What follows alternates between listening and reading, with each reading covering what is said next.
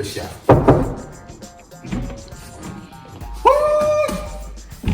몇 시야? 5천아 일어나 5천아 일어나. 왜? 예배드려. 또 하는 거야. 일어나 이 자식아 일어나. 그냥 5천아 예배드리고 있니? 옥천아 왜? 앉아서 예배 이게 하고 있잖아. 좁게 예배 드리는 게 이게 뭐야? 좁게 앉아서 아유 그냥 좁게 앉아. 아유 우리 옥천이 뭐하니? 예배 드려요. 예배 드리니? 네, 엄마. 오 옥천이 그래 우리 옥천이 이렇게 예배 드려야지 이렇게 이렇게 예배 드리는 거야. 여러분 잘 보셨죠? 예배는 바른 자세와 그리고 준비된 마음으로 깔끔하게 옷을 차려입고 이렇게 준비된 모습으로 예배 드리는 거예요. 자, 지금 정돈되지 않았다면 여러분 잠깐 멈추고 준비된 마음으로 같이 예배 드려요. 그러면 안녕.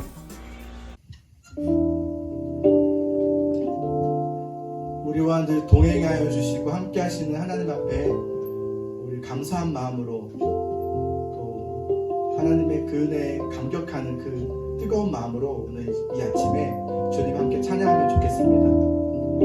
우리 힘든 순간순간마다 함께 하시는 하나님을 이 찬양을 통해서 고백하는 여러분 그 자리에서 함께 찬양하는 시간 되기를 소망합니다. 허무한 시절 지날 때 시절 지날 때 깊은 한숨 내쉴 때 그런 풍경 보시며 단식하는 분인데 공과 같이 너희를 버려두지 않으리 내가 너희와 영원히 허무한 시절 지날 때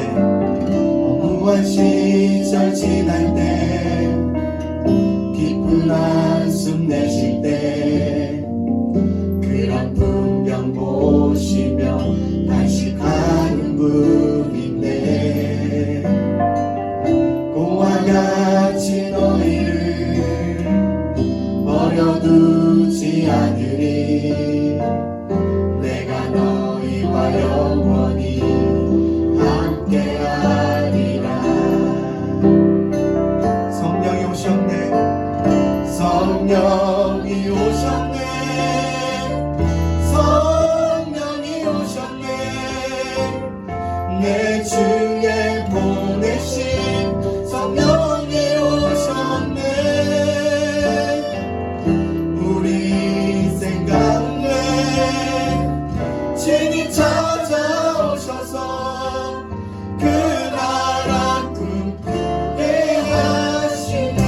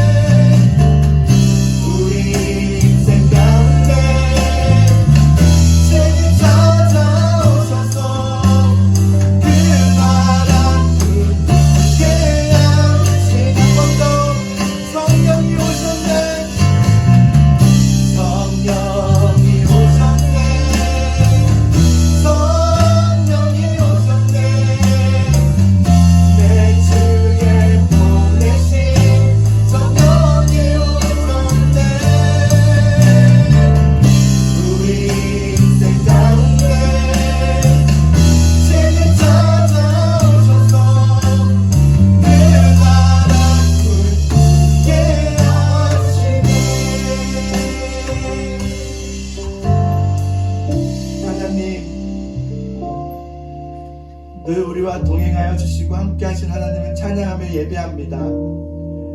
하나님, 우리가 주님을 믿는다고 하지만 우리 매일매일 삶 가운데 주님을 잊고 마치 주님이 계시지 않는 것처럼 나 홀로 외로이 살아갈 때가 많았음을 우리 고백합니다. 하나님, 오늘 이 예배를 통해서 하나님 앞에 더 가까이 나아가는 시간 되기를 소망합니다.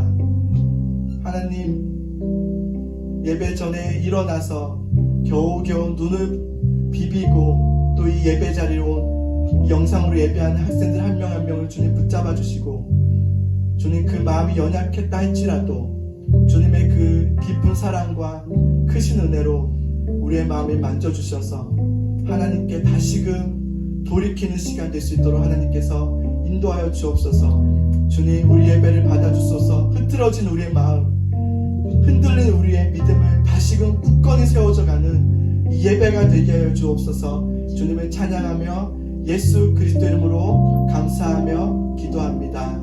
아멘.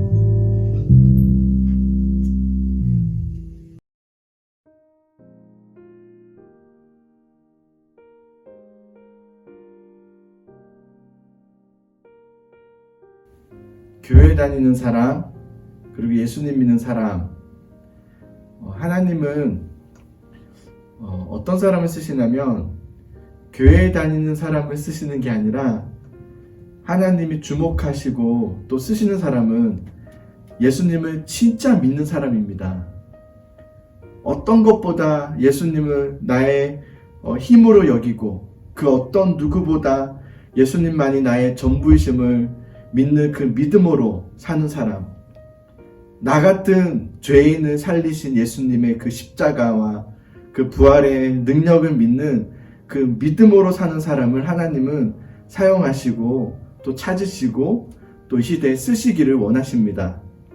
이게 무슨 말인지 모르겠다고요? 좀 복잡한가요?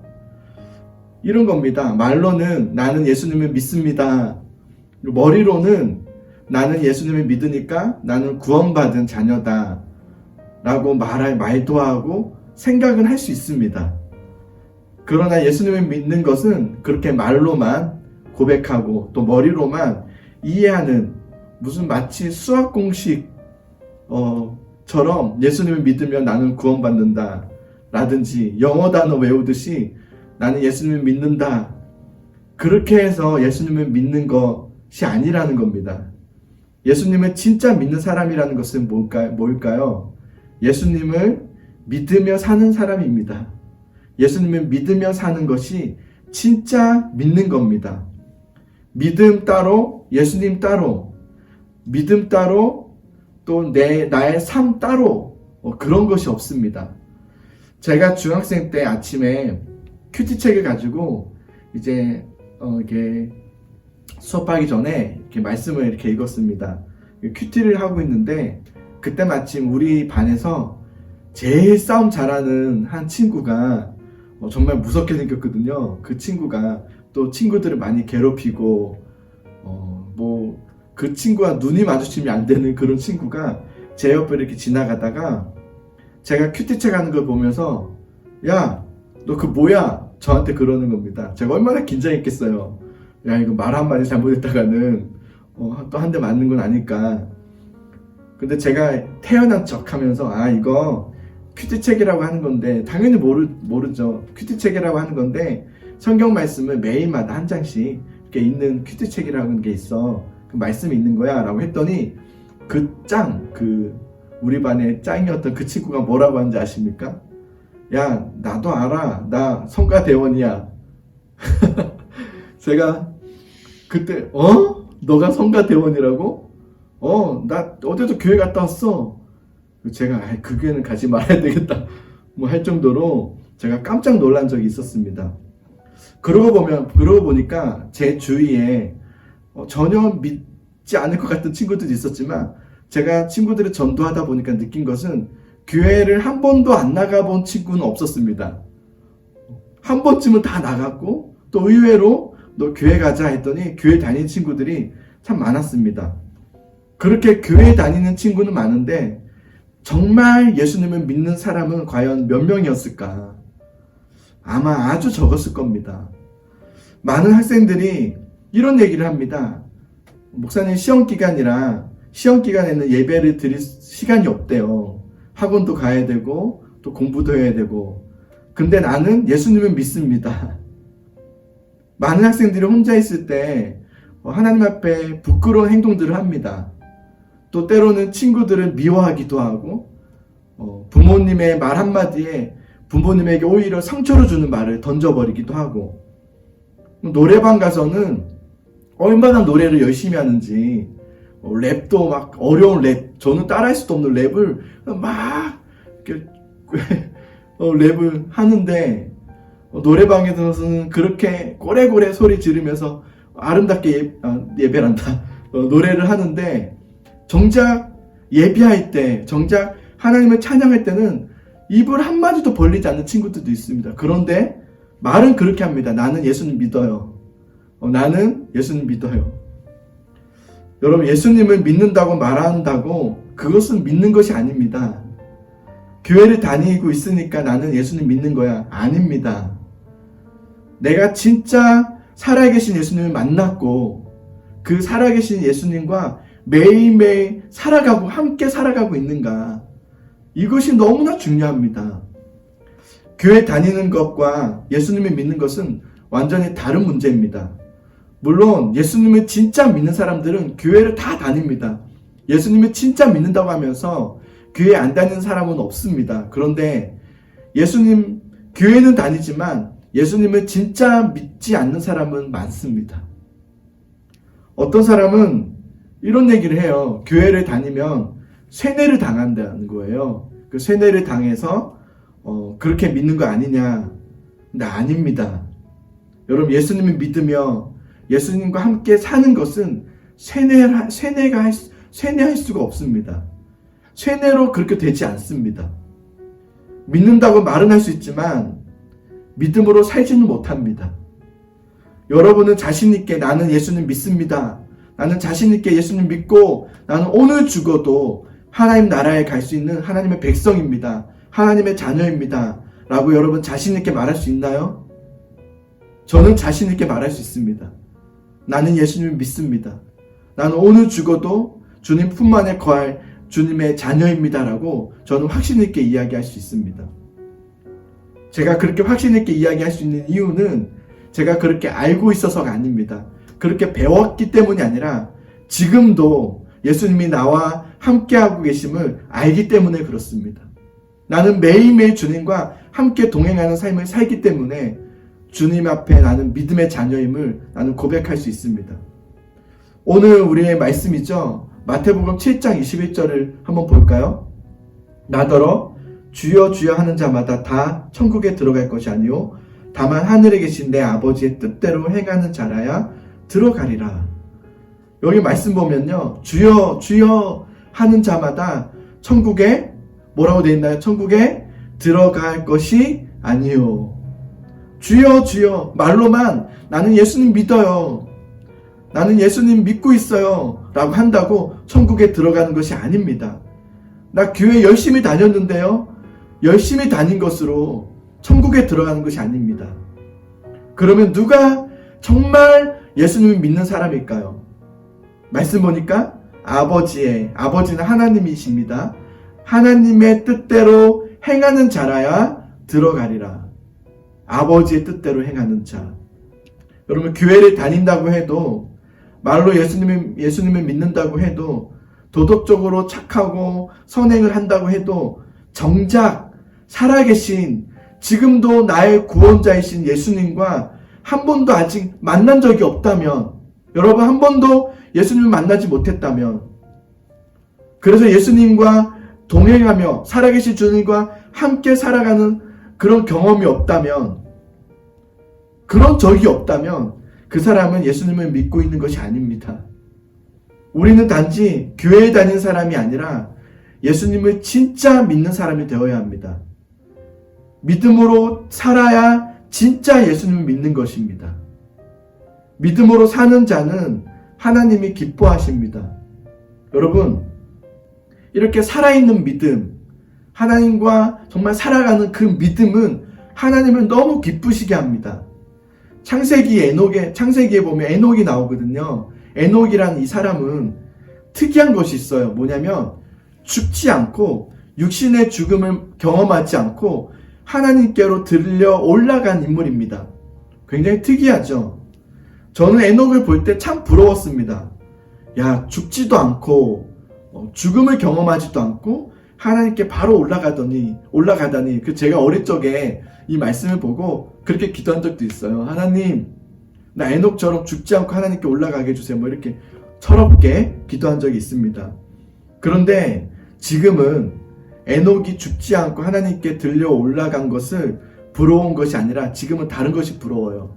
그 히브리서 11장에 보면 이 에녹에 대해서 이렇게 이야기합니다.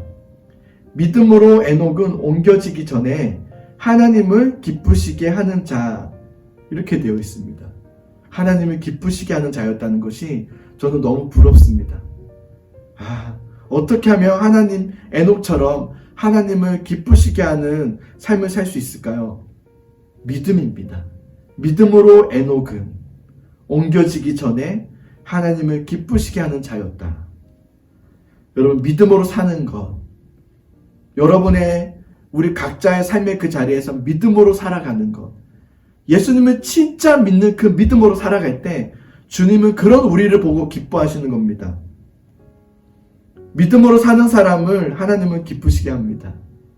하나님은 우리가 믿음으로 살아갈 때 그렇게 그것을 기뻐하십니다.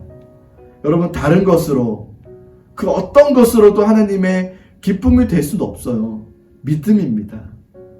믿음으로 살아갈 때 우리는 주님의 기쁨이 됩니다. 여러분, 믿음으로 살아가는 것, 하나님을 기쁘시게 하는 것 어렵지 않습니다.